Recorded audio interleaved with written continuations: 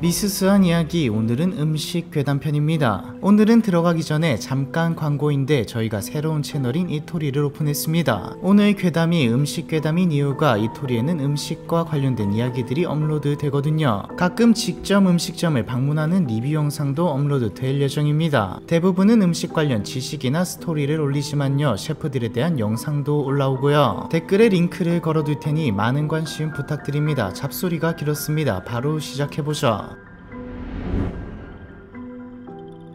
첫 번째 이야기는 케첩 머스타드님이 보내주신 토스트 아저씨 이야기입니다. 괴담이 하도 안 올라와서 목 빠지게 기다리다 제보하는 글입니다. 제가 초등학교 2학년쯤 겪었던 일인데요. 다른 동네도 다 똑같겠지만 저희 동네에도 작은 토스트 집이 있었습니다. 동네 꼬맹이들이 학교 끝나면 한 번씩 들렀다 가는 집이었는데 메뉴는 500버거, 700버거 두 가지였어요. 철판에 노란 마가린을 두르고 노릇노릇하게 구운 식빵 한 장에 양배추 넣어서 부친 계란 지단 넣고 케첩이랑 설탕 넉넉하게 뿌린 500원짜리 기본 토스트, 기본 토스트에 노란 치즈 한 장 추가한 700원짜리 고급 토스트 두 개였죠. 오뎅도 한 꼬치에 300원에 팔았는데 물을 한가득 넣고 팔팔 끓인 오뎅 국물이 진짜 너무 맛있어서 국물을 종이컵으로 3컵씩은 기본으로 먹었던 것 같아요. 지금 물가로는 상상도 할 수 없는 가격인데 그땐 동네 애들 상대로 장사하는 초등학교와 분식집들 가격이 다 이 정도였습니다. 저희 동네에서는 학교 끝나면 토스트 아저씨네로 달려가는 게 일종의 국룰이었습니다. 딱 한 가지 걸리는 게 있다면 토스트집 아저씨가 약간 이상하다는 거였어요. 항상 웃는 얼굴이라 무섭진 않았는데 말이 좀 심하게 더듬었거든요. 애들이 많이 몰릴 때면 거스름돈을 잘못 준다거나 500원짜리 시켰는데 700원짜리를 준다거나 하는 실수도 많이 했습니다. 지금 생각해보면 지능이 살짝 낮은 분이었던 것 같아요. 어린 나이에도 아저씨가 하는 행동이나 말이 이상하게 느껴질 때도 있었는데 워낙 어릴 때부터 봤던 분이라 그런지 불쾌하거나 불편하진 않았습니다. 저는 오히려 아저씨가 다른 어른들처럼 무섭거나 엄하지 않아서 좋았죠. 저한테만 오뎅 국물 속에 있는 무도 먹으라고 건져주시고 가끔 주식후도 공짜로 주시고는 했거든요. 하지만 평화로운 나날은 오래가지 않았습니다. 어느 동네에나 진 나쁜 무리들이 있잖아요. 저희 동네도 양아치가 많기로 유명한 학교가 있었는데 언젠가부터 그 학교 다니는 오빠들이 토스트 아저씨네 나타나기 시작했습니다. 옛날부터 양아치 학교도 있었고 옛날부터 토스트 아저씨도 있었지만 아무래도 이때 양아치들이 특히 더 질 나빴던 것 같네요. 처음에는 가게 주변에 서너 명씩 몰려서 담배를 피우거나 토스트를 먹는 정도였는데 나중에는 아예 가게에 진을 치고 자기들 아지트처럼 쓰더라고요. 아저씨가 약간 어눌한 걸 다른 어른들과 달리 좀 만만하다는 것을 알게 된 이후부터는 하는 짓이 더 악랄해졌습니다. 토스트를 잔뜩 시켜놓고 한 입씩만 먹고서 맛없다고 가게 앞에 버리고 갔는데 상식적으로 마가린을 골고루 발라서 구운 식빵에 케찹에 설탕까지 뿌렸는데 맛이 없을래야 없을 수가 없잖아요. 양아치들이 이랬던 이유는 돈을 훔치려고 한 것이었죠. 엄청 많이 시키고 아저씨가 만드느라 정신이 팔린 사이 훔쳐가는 방식이었습니다. 그 오빠들이 무서워서 애들도 토스트 아저씨네 가지 않게 되면서 가게는 장사도 잘 안되고 점점 더 양아치 소굴처럼 변해갔죠. 그러다 한번 아저씨가 화를 내는 일도 있었는데 어눌한 말투로 너희들 이제 오지마, 너희한테 안 팔아라고 소리를 질렀습니다. 학교가 끝나는 시간대라 다른 학생들도 전부 봤죠. 양아치들은 아이들의 눈을 의식한 건지 뭔지 오뎅 국물에 침을 뱉고 쌍욕을 하면서 갔습니다. 이걸 보던 아이들은 무섭다라기보다는 혹시 이제 쟤들 안 오는 건가라고 기대했죠. 하지만 다음날 양아치들은 또 와서 똑같은 짓을 반복했습니다. 아저씨가 돈통을 치워놔서 돈은 훔치지 못했지만 토스트를 시키고 도망간다던가 오뎅을 들고 도망가는 방식이었죠. 나중에는 자기들이 괴롭히는 애한테 시켜서까지 그 짓을 했다고 하더라고요. 항상 웃기만 했던 아저씨 얼굴에도 점점 그늘이 드리웠는데요. 가끔 학교 오가는 길에 무표정한 얼굴로 허공을 바라보는 아저씨가 보였습니다. 그러던 어느 날 토요일은 4교시 수업이라 점심을 안 먹고 집으로 가고 있었는데 어김없이 토스트 아저씨네 양아치 오빠들이 보였습니다. 원래 토요일에 점심을 안 주니까 꼭 왔거든요. 저도 배고파서 빨리 집 가야지 하고 있었는데 양아치 오빠들이 포장된 토스트랑 오뎅을 들고 가더라고요. 심지어 아저씨가 돈까지 주는 걸 봤습니다. 어릴 때라 별 생각 없이 오늘 오랜만에 사 먹어야겠다 좋겠다라고 생각했죠. 저는 친구와 같이 양아치 오빠들이 완전히 사라질 때까지 기다렸다가 가게로 가서 500버거를 시켰습니다. 그런데 아저씨는 주문을 받은 후에도 멀뚱멀뚱 서 있을 뿐 평소처럼 불판에 마가린을 바르지도 식빵을 꺼내지도 않았죠. 이상하다고 생각했지만 아저씨는 원래 가끔 이상했으니 그러려니 하고 종이컵을 꺼내 오뎅 국물을 푸려고 국자를 들었는데 갑자기 아저씨가 제 손에 짝소리 나게 내리쳤습니다. 그 바람에 들고 있던 국자를 놓치면서 뜨거운 국물이 사방으로 쏟아졌죠. 저는 사색이 되어서 뒷걸음질 쳤습니다. 아저씨는 잔뜩 화가 난 얼굴로 제 앞으로 다가오더니 큰 약수통에 든물을 제 머리 위로 콸콸 쏟아부었죠. 찬물을 뒤집어 쓴 저는 순식간에 물에 빠진 생쥐꼴이 되었습니다. 너무 당황스럽고 무서워서 울음조차 나오지가 않더라고요. 아저씨는 얼어붙은 저를 밀치면서 집으로 가라고 했습니다. 생전 처음 보는 아저씨의 무서운 얼굴에 잔뜩 겁이 나서 도망치듯 가게를 빠져나와 그 길로 집으로 달려가죠. 엄마는 물에 홀딱 젖은 채 엉엉 울면서 집에 온 저를 보고 깜짝 놀라셨고 그날 밤 엄마에게 이야기를 전해 들은 아빠는 잔뜩 화가 나서 아저씨를 가만두지 않겠다고 소리쳤습니다. 저는 아빠를 말렸죠. 사실 이러저러하다고 아저씨가 양아치들 때문에 더 이상해진 것 같다고 이제 그쪽으로 안 다니고 그 가게 안 가면 된다고 말했습니다. 실제로 그날 이후 저는 이해는 되지만 약간의 트라우마로 가게가 없는 후문으로만 통학했고 토스트 아저씨 가게도 어느 순간 문을 닫아버렸기 때문에 토스트 가게에 대한 기억은 서서히 기억 속에서 잊혀져 가죠. 양아치들도 토스트 가게가 사라져서 오지 않는 듯 보였습니다. 시간은 흘러 저는 초등학교를 졸업했습니다. 배정받은 중학교는 아예 다른 방향이었죠. 나이도 좀 먹었겠다. 또 그쪽으로 이제 갈 일도 없어지자 어머니가 어느 날 사건의 전말을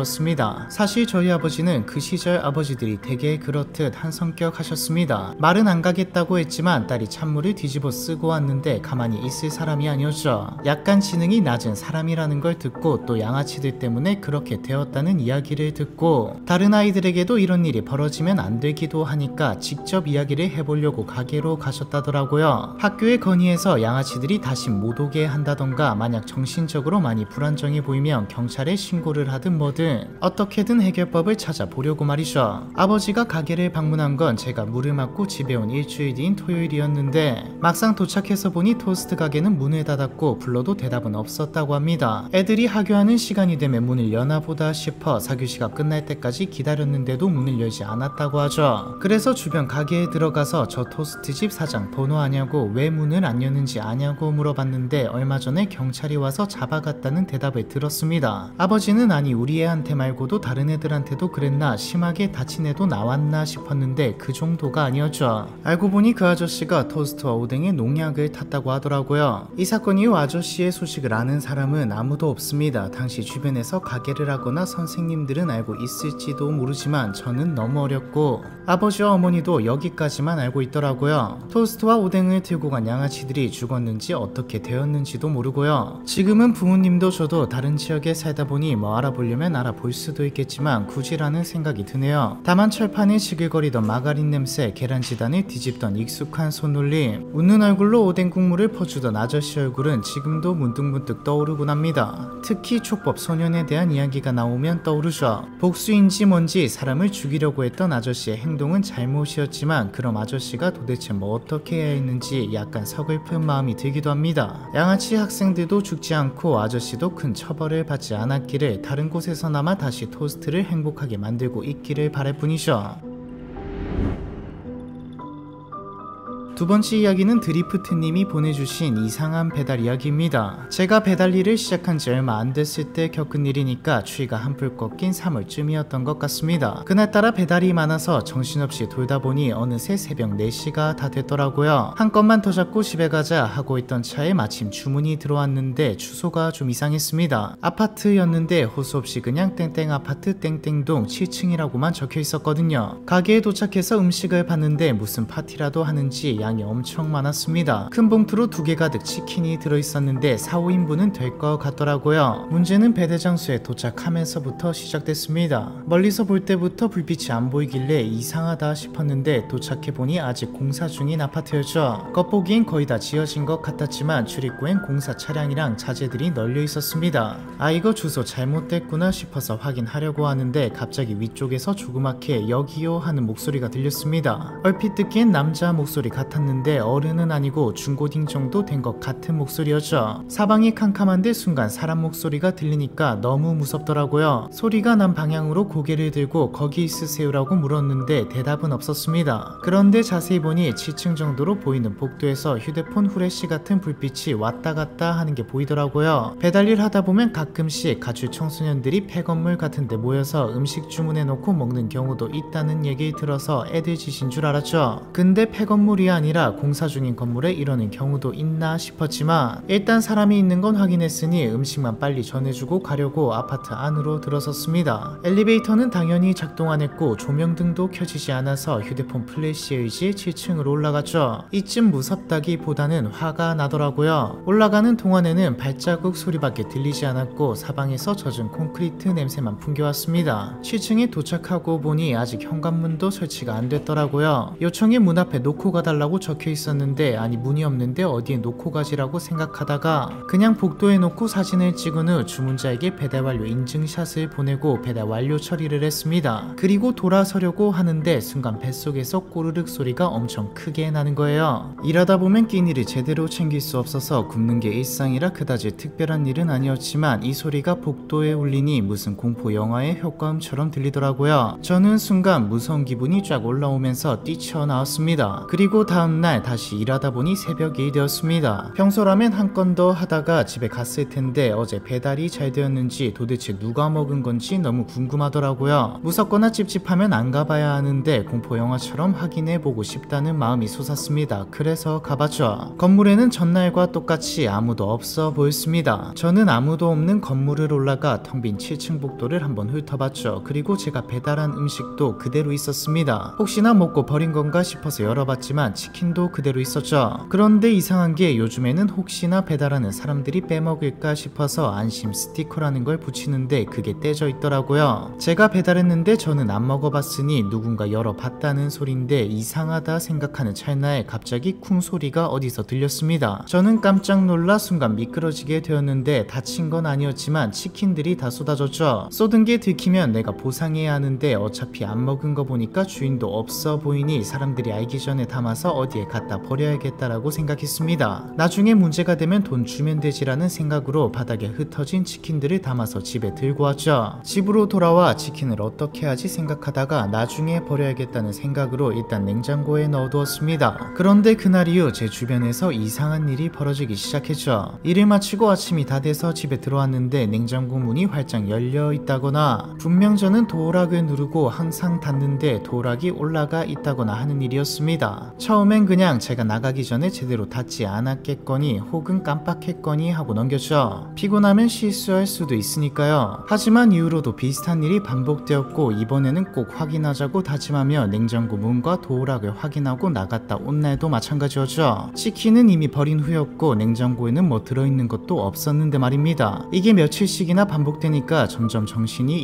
이상해지더라고요. 내가 정신병이 있는 건가라는 생각도 들기 시작했습니다. 헛것을 보기 시작한 것도 이쯤이죠. 배달 중에 오토바이 백미러를 봤는데 누군가 제 뒤에 앉아 있는 게 보이더라고요. 깜짝 놀라서 사고까지 날 뻔했습니다. 교복을 입고 있는 남학생이 실루엣이었는데 놀라서 뒤를 돌아보니 아무것도 없었죠. 하루는 새벽까지 일하고 4, 5시쯤 들어와 집에서 잠을 자고 있는데 어디선가 부시럭부시럭 하는 소리가 들렸습니다. 뭔가 싶어서 눈을 떴는데 저희 집을 뒤지고 있는 남학생의 뒷모습이 보였죠. 순간 깜짝 놀라서 누구야 소리를 지르려고 하는데 몸이 움직이질 않았습니다. 가위에 눌려버린 것이죠. 살면서 처음 눌려보는 가위였습니다. 남학생은 교복 위에 회색 후드를 걸친 상태로 저희 집 서랍을 열었다 닫았다 하면서 뭔가를 정신없이 찾고 있었습니다. 뭐라고 혼잣말을 하는 것 같아서 자세히 들어봤더니 끝없이 배고파 배고파 배고파라고 중얼거리고 있었죠. 여자애처럼 작고 마른 체형이었는데 진흙탕 위에서 한바탕 뒹굴기라도 했는지 교복이 눅눅하게 젖어 있었습니다. 침대 위에 누운 상태로 꼼짝도 하지 못하고 얼마간 있었을까 갑자기 남학생이 벌떡 일어나 킁킁거리면서 냄새를 맡기 시작했죠. 그리곤 갑자기 고개를 획 돌리더니 죽일 기세로 저를 향해 달려들었습니다. 눈이 있어야 할 자리가 까맣게 패여있고 짐승처럼 처절한 목소리로 배고파 배고파 소리를 질러댔죠. 남자의 얼굴이 코앞까지 다가왔을 때 전 그대로 까무라쳤고 정신을 차렸을 땐 하루하고도 반나절이 지난 상태였습니다. 침대는 땀으로 젖어 있었고요.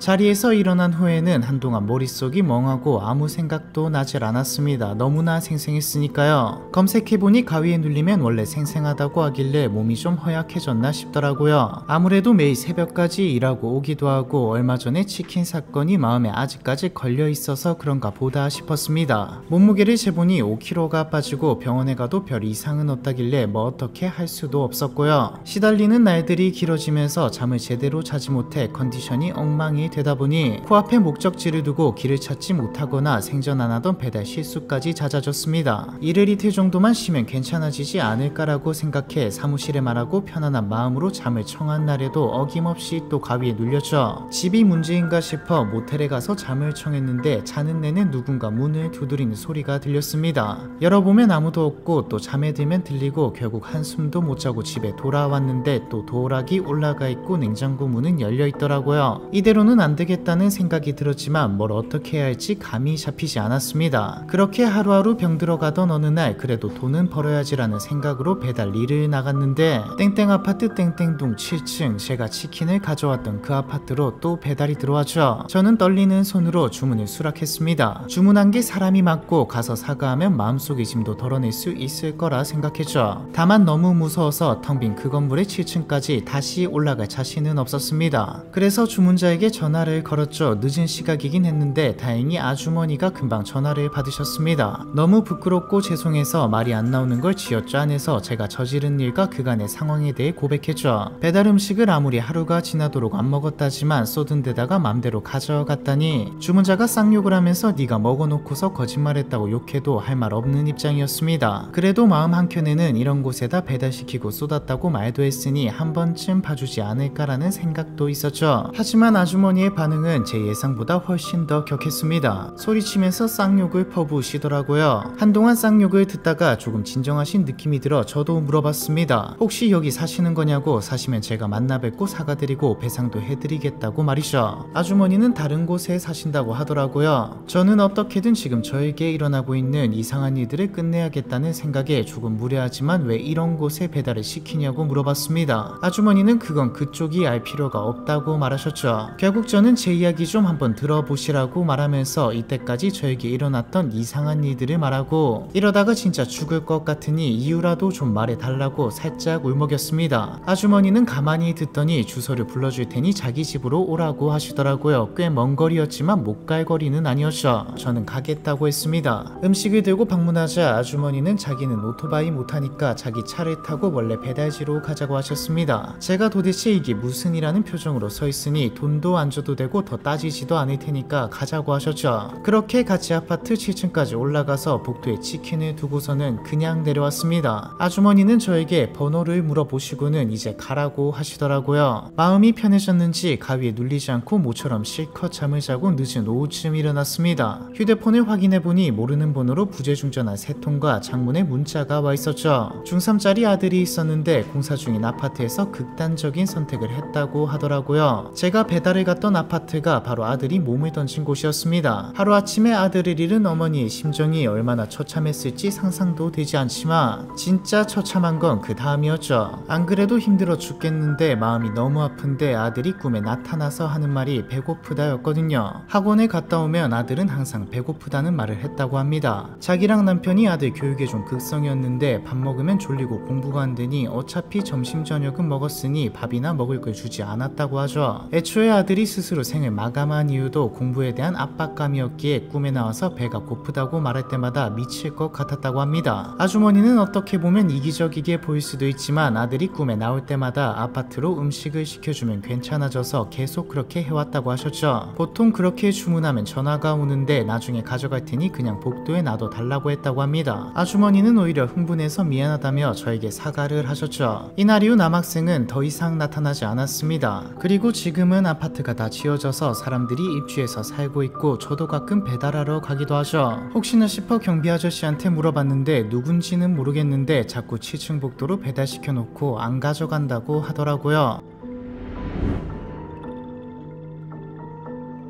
세 번째 이야기는 익명으로 제보해주신 출입문에서 두 번째 테이블 이야기입니다. 저는 미스스를 재밌게 보고 있는 주부입니다. 대학을 졸업하자마자 결혼해서 내조에 집중하고 있죠. 근데 뭐 딱히 그렇게 할 게 많지는 않더라고요. 연습은 하지만 아직 요리도 잘 못해서 간단하게 사먹는 게 대부분이고요. 그런데 이게 사람이 너무 평화로우니까 또 심심하더라고요. 돈이라도 벌면서 이것저것 해보면 어떨까 싶어 동네 식당에서 저녁 알바를 구했습니다. 낮에는 남자 사장님 혼자 운영하시고 오후 5시부터 9시까지는 제가 도와드리는 방식이었죠. 가게도 그리 크지 않고 손님도 많지 않아서 일 자체는 수월한 편이었습니다. 속으로 손님도 별로 없는데 왜 알바를 쓰나 싶을 정도였어요. 알고 보니 사장님은 여기서 메뉴 개발 뭐 이런 거 하시고 서울 번화가 몇 개의 식당을 운영하면서 돈을 버는 분이시더라고요. 실제로 일주일마다 메뉴가 바뀌었습니다. 한식, 중식, 일식 다양했죠. 저한테도 개발할 때마다 먹어보라고 하셨는데 이 재미로 다녔습니다. 개발해서 사람들에게 좀 싸게 팔고 반응을 보는 뭐 그런 식당이었죠. 사장님은 여기서 식당을 시작해서 제일 편하고 좋아서 계속 하는 거라고 하시더라고요. 메뉴도 매번 바뀌고 처음 보는 것들을 막 파니까 단골 손님이랄 게 딱히 없었습니다. 정기적으로 안주 삼아 술 마시러 오는 손님은 있었지만 이것도 9시에 문을 닫으니까 내 장사가 잘 될 리가 없죠. 그렇게 몇 달 알바를 잘하고 있는데 어느 날 사장님이 가게를 내놓으셨다고 했습니다. 그리고 저한테 묻기를 가게를 인수할 생각이 있냐는 것이었죠. 실제로 주변 시세보다 훨씬 싸게 식당을 내놓은 것 같은데 요리도 못하는 제가 식당 운영이라니 말도 안 되는 일이라고 생각했습니다. 그러고 보름쯤 됐을 때였습니다. 평소보다 손님이 일찍 끊겨서 사장님이 좀 일찍 들어가자고 하시더라고요. 그래서 수저통만 채워놓고 가려고 주방으로 들어가서 식기세척기 안에 있던 수저를 꺼내고 있는데 홀 쪽에서 인기척이 느껴지더니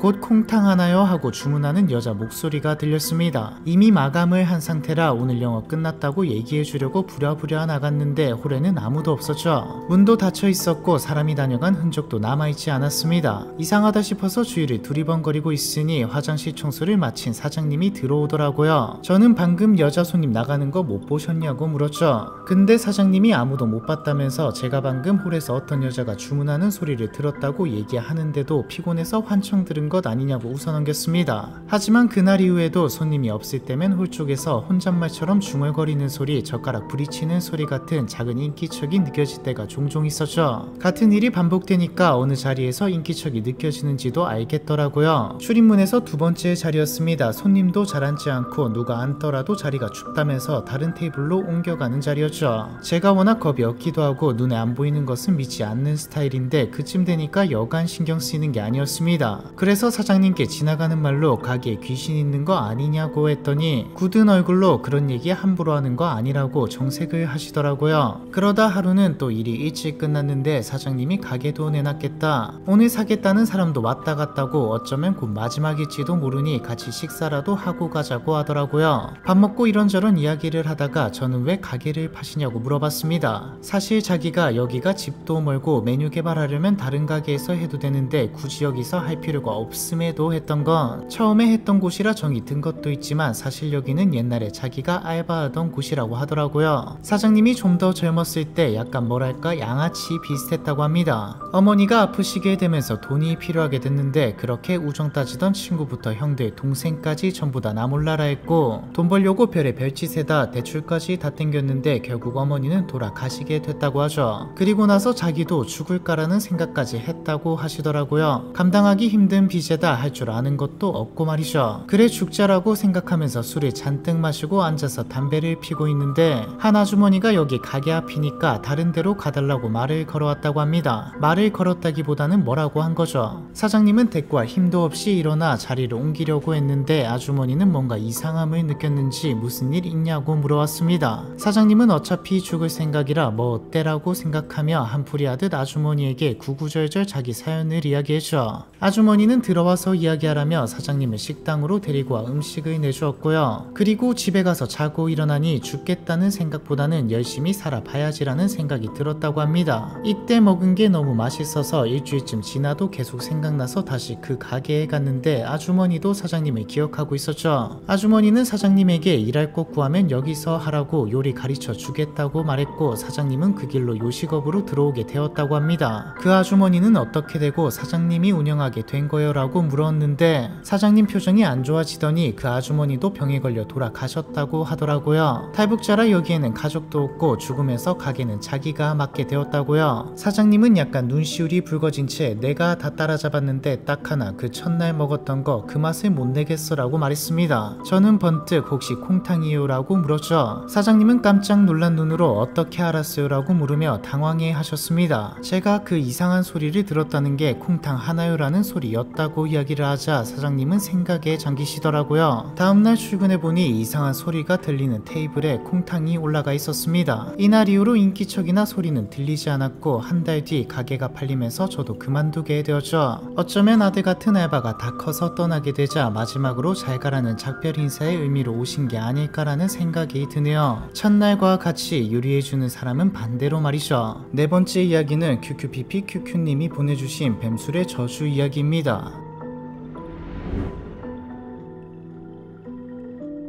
안녕하세요. 저는 지방의 한 군청에서 근무 중인 40대 공무원입니다. 괴담이라고 하니 어릴 때 이야기가 생각나서 제보해봅니다. 제가 10살쯤 됐을 때 저희 가족은 근처 깊은 계곡으로 피서를 간 적이 있습니다. 옛날이기도 하고 시골이라 뱀도 나오고 안전도 개판이었는데 지금 생각해보면 어떻게 거길 가서 놀 생각을 했나 싶지만 또 그때는 다들 잘 다녔죠. 부모님, 저 그리고 막내 삼촌까지 총 4명이 계곡가에 텐트 치고 물놀이 하다 오는 소박한 일정이었습니다. 엄마와 다슬기를 잡고 있는데 혼자 산 쪽으로 올라갔던 삼촌이 한 손에는 작은 자루를 한 손에는 엄지 손톱만한 작은 알 3개를 쥐고 돌아왔죠. 푸른빛이 은은하게 도는 하얗고 반투명한 알이었는데 계란처럼 딱딱한 느낌이 아니라 손가락으로 누르면 쑥 들어갈 정도로 말랑말랑한 재질이었습니다. 신기해서 넋을 놓고 바라보는데 삼촌이 갑자기 제게 알을 먹이려고 했죠. 저는 뭔가 꺼림칙해서 안 먹겠다고 버텼지만 삼촌의 성화에 못 이겨 알 하나를 억지로 삼키고 말았습니다. 삼촌은 남은 2개의 알을 자기 입에 털어 넣으면서 돈 주고도 못 사는 엄청 몸에 좋은 약이라고 했지만 좋은 약은 아니었던 것 같습니다. 그날 이후 삼촌도 저도 끔찍한 경험을 해야 했으니까요. 계곡에 다녀온 직후 저는 원인 불명의 지독한 열병을 앓았고 제대로 치료도 못 받아서 오른쪽 귀에 청각장애를 가지고 살게 되었습니다. 삼촌의 경우에는 좀 더 심각했는데 밤마다 환각에 사로잡혀서 누군가 속삭이는 소리가 들린다거나 무언가가 몸 안에서 기어다닌다고 외치며 난동을 부렸죠. 어머니와 아버지가 계곡에서 둘이 무슨 일이 있었냐고 물었지만 어린 마음에 또 지금까지도 혹시나 부모님이 삼촌을 원망할까 싶어 이야기하지 않았습니다. 삼촌은 이미 정신이 반쯤 나가서 물어봐도 대답도 안 했고요. 한 번은 다른 방에서 자고 있던 할머니가 잠결에 삼촌 방문을 열어본 적이 있는데 몸을 바닥에 붙이고 기어다니면서 허공에 대고 작게 씩씩 하는 소리를 내고 있었다고 하더라고요. 막내 아들을 잃을까봐 겁이 난 할머니가 주변에 물어서 용하다는 무당을 찾아다녔지만 삼촌의 상태를 본 무당들은 하나같이 고개를 내저으며 거절하고 돌아갔습니다. 한 무당은 말이 안 통하기 때문에 달릴 길이 없다며 길어봤자 해리 넘기기 힘들 것이라고 끔찍한 예언을 하기도 했죠. 저를 보고는 죽지는 않는다고 했고요. 그리고 그 예언대로 삼촌은 계곡에 다녀온 지 딱 반년 만인 그해 겨울 집안에서 싸늘한 시신으로 발견됐습니다. 발견 당시 온몸에 구멍이랑 구멍에서는 피가 흘러나왔고 입안은 검게 물들어 있었다고 하는데요. 시신 옆에는 커다란 당금주병이 놓여 있었고 따서 마신 것처럼 보였습니다. 사실 삼촌은 그날 계곡에 갔을 때 알만 가져온 것이 아니라 커다란 뱀 한 마리를 같이 잡았는데요. 알은 그 자리에서 생으로 먹고 뱀은 잡아서 술로 담궜던 것이죠. 당금주병은 텅 비어 있었고 뱀은 온데간데 없었습니다. 어른들은 뱀이 죽지 않고 술병 안에서 반년을 살아있다가 삼촌이 뱀술을 먹으려고 뚜껑을 열었을 때 밖으로 튀어나와서 삼촌을 물어 죽인 것이라고 떠들었죠. 혹시 뱀이 집안에 숨어있을 가능성을 대비해 온 가족이 샅샅이 집안을 수색했지만 발견된 것은 아무것도 없었고요. 반년 전까지 누구보다 건강했던 삼촌이 정체 모를 알을 먹고서 반년 만에 끔찍한 죽음을 맞이한 건 정말 우연이었을까요? 5번째 이야기는 마인님이 제보해주신 인간장아찌 이야기입니다.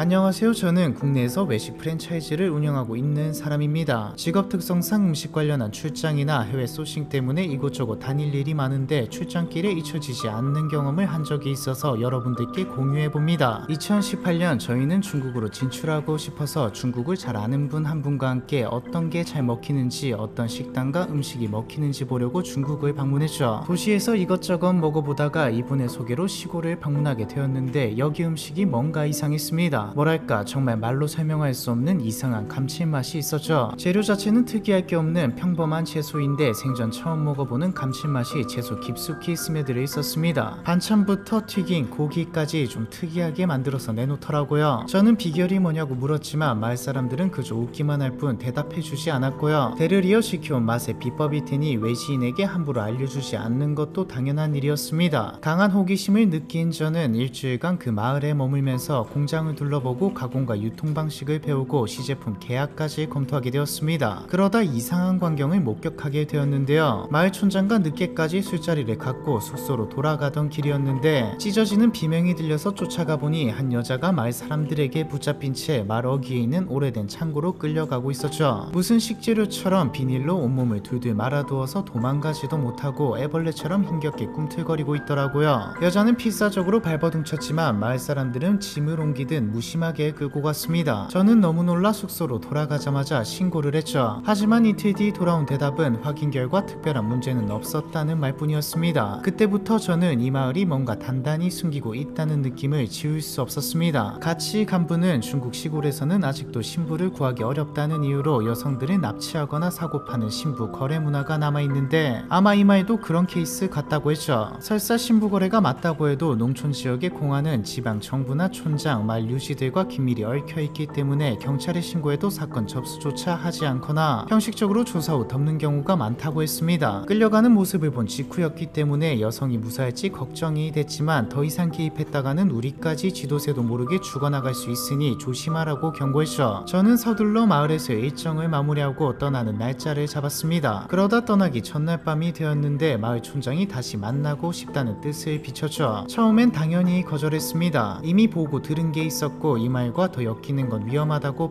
판단했으니까요. 그런데 촌장이 직접 공장 내부를 보여주겠다는 파격적인 제안을 해왔습니다. 맛과 가격은 괜찮았지만 너무 무서워서 계약하는 척하고 다른 곳으로 가보려고 했는데 제 행동이나 태도에서 그게 좀 보인 것 같더라고요. 계약하려면 이것저것 다 따지는 게 보통인데 따지지도 않고 구체적인 내용도 돌아가서 보내겠다고 하니까요. 공장을 보여주겠다는 제안은 거절하기 힘들었습니다. 비법을 알아내면 어떻게 적용해서 굳이 중국에서 안 해도 한국에서 대박칠 수 있는 걸 만들 수 있다는 생각이 들더라고요. 저는 고민 끝에 공장으로 향했죠. 대신 직원들에게 연락이 안 되거나 하면 꼭 조치를 취해달라고 말했습니다. 저 때문에 직원들은 잠도 못 자고 대기하게 되었고요. 공장은 생각보다 작았지만 체계적으로 운영되고 있었습니다. 기계들도 깔끔하게 정비되어 있었고 밤이라 일하는 사람들은 없었지만 일할 때 입는 작업복이나 도구들을 보니 물론 한국보다는 못하지만 중국치고는 깔끔했죠. 내가 뭔가 마을 사람들을 오해한 게 아닐까 하는 생각까지 들더군요. 촌장은 제 마음을 읽기라도 한 듯 사람 좋은 표정으로 샘플을 가득 안겨주면서 조심히 들어가라고 인사했습니다. 저는 며칠간 촌장을 비롯한 마을 사람들에게 낯선 반응을 보인 게 미안해서 고개 숙여 인사를 하고 돌아섰는데요. 그렇게 사람들과 인사를 마치고 다음날 마을 사람들이 챙겨준 샘플들을 차에 싣고 나니 소변이 마려워지더라고요. 하지만 화장실은 좀 멀었습니다. 어차피 시골인데 적당히 숨어서 싸면 되겠다고 생각해 좀 깊숙한 곳에 가서 소변을 보는데 한쪽 구석에 자리한 건물이 눈에 들어왔죠. 겉보기엔 단순한 창고처럼 보였는데 열린 창문 틈으로 흰색 타일 변면과 스테인리스 조리대 같은 게 얼핏 보이더라고요. 가공실이 공장 외부에 더 있는 건가 싶어 무심코 다가갔을 때였습니다. 창문 너머로 철제 수영장이 보이고 그 안에 무언가 누워있는 게 보였죠. 처음엔 돼지인 줄 알았습니다. 희뿌연 형체들이 철장 안에서 웅크린 채 움직이지 않고 있었거든요. 그런데 그중 하나가 고개를 들어서 절 바라봤습니다. 그제야 철장 안에 갇혀있는 게 사람이라는 걸 알겠더군요. 저는 너무 놀라 바로 뒤돌아 뛰기 시작했고 차에서 기다리던 같이 갔던 분은 무슨 일이냐고 얼굴이 하얗게 질린 저를 보며 왜 그러냐고 물었지만 저는 일단 가라고 시동 걸고 출발하시라고 말했습니다. 그리고 그 길로 도망쳐서 지역 밖으로 벗어나자마자 비행기를 예약하고 중국을 떴죠. 꺼림칙해서 샘플은 전부 다 버렸고 혹시 험한 일을 당할까 싶어서 공장 쪽에서 메일이나 연락이 오며 우리 망했다고 연락하지 말라고 답했습니다. 같이 갔던 분은 진짜 사람으로 뭔가를 한 건 아닐 테고 아마 잡아와서 노예처럼 부려먹기 위해서인 것 같다고 하셨죠. 괴담은 여러분의 제보로 운영됩니다. 댓글을 확인해 주시길 바라면서 음식 괴담편 이번 편은 여기까지입니다.